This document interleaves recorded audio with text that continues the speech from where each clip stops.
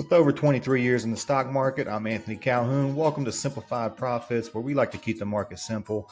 Today, we're going to go over a quick update on our transparent account. And what do I mean by transparent account? If you have not been following along, it's the account we started at the beginning of 2024 with $2,000. We've been adding 20% of our income and seeing how rapidly we can grow the account. Our goal is to average 7 to 8% a month. We're outpacing that a little bit already, mid of March. And it is one of 6 accounts. So sometimes if you're following along on the channel or you follow me on StockTwits, you may see me putting positions in other accounts.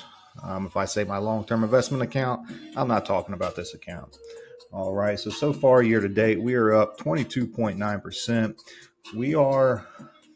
If you look at it, we're beating the S&P 500 by 16% so far this year.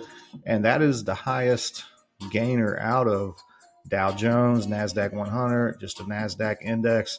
So we're really crushing the market. I think the only way you're just going to be in an ETF riding, just passively investing, is if you're in semiconductors, which we'll take a look at that. It's had a pullback last week. I don't even know if that's up 20 plus percent. We'll find out here in a little bit. So just follow along as we go over this real quick. We did enter 2 positions last week, and we'll take a look at the charts and the positions we have. Let's jump over into the positions real quick. Bear with me. So this is the positions and the breakdown in the account so far. In just 3 months, we've grew the $2,000 account, not even 3 months, to 67.9812. Keep in mind, that's not all compounding profits. That is 20% of our income, my income, being put into that account on every payday. Okay, so your income is going to be your greatest tool to build wealth. Now, some people use it and use the stock market like it's a casino. We don't do that here. We're swing trading. We are, when this market's really, really strong, we may scalp a few percentage points, but we're using leveraged ETFs to compound profits and just trying to build wealth over time. We're not trying to get rich overnight. So far, we have entered last week. We entered LABU based on XBI's chart, which we'll take a look at here in a minute. And we entered that on Thursday. Now, also Thursday, when I did a scan of ETFs that's bullish and oversold, MSOS was on my list, and so was ITA. ITA I'm not messing with. We'll take a look at that. And just because Boeing is in that basket of stocks, MSOS, I'm like, I probably got a day. I'll enter that on Friday, kind of watching XBI a little more. And especially because MSOS was more of a longer term trade or just a long-term position.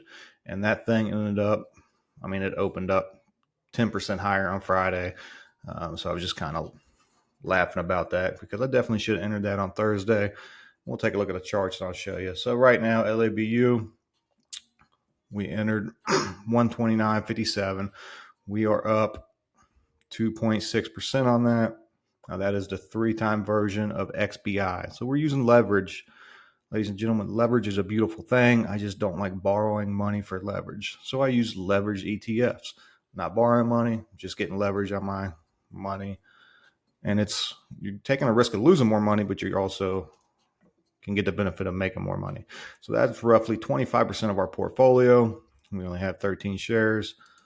And we got MSOS.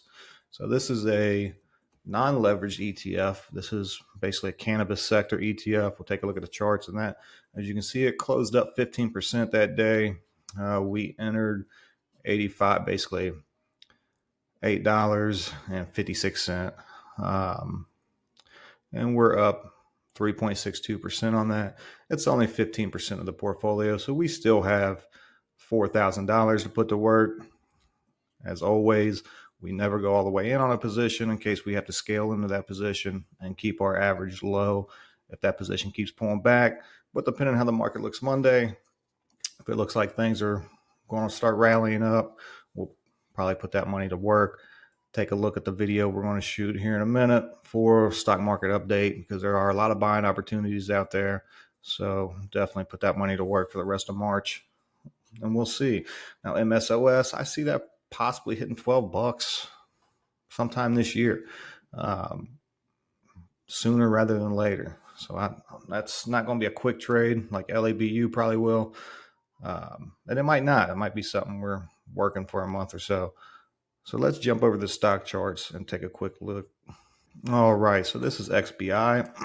As you can see, Thursday it retreated down right around the 50-day moving average. Let's kind of move these over a little bit, pull those back out when we do a market update. So it basically dropped down to the 50-day moving average. If you look at the weekly chart as well, it looks like it's kind of gained some support around that breakout area. So I see that we possibly could get a weekly pullback, and it could, drop a little more. I kind of didn't want to buy it until it hit the bottom Bollinger Band, but it might not. It is oversold, which is where we buy. Like I said, some of these swings may take a month. That right there, if we would have entered there, it would have took 1.3 months. We're not trying to get rich overnight. We're just trying to compound interest every month. So we are in LABU, which is the 3X version of that. And if XBI goes back up, we are hoping this rallies about 30%. Okay, so that's a pretty good gain, ladies and gentlemen. A lot of people trying to get that daily, go for it. I've been there, done that. Been doing this in the market for 23 plus years. Trying to get rich overnight usually don't work out that well.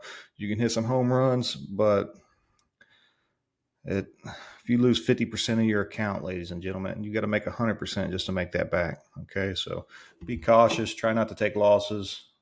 Try to be able to manage your money.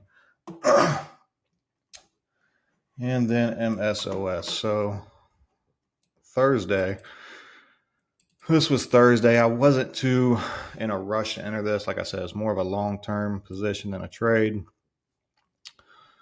But it was still a possibility. It could have touched the 200-day moving average, so I wasn't rushing in.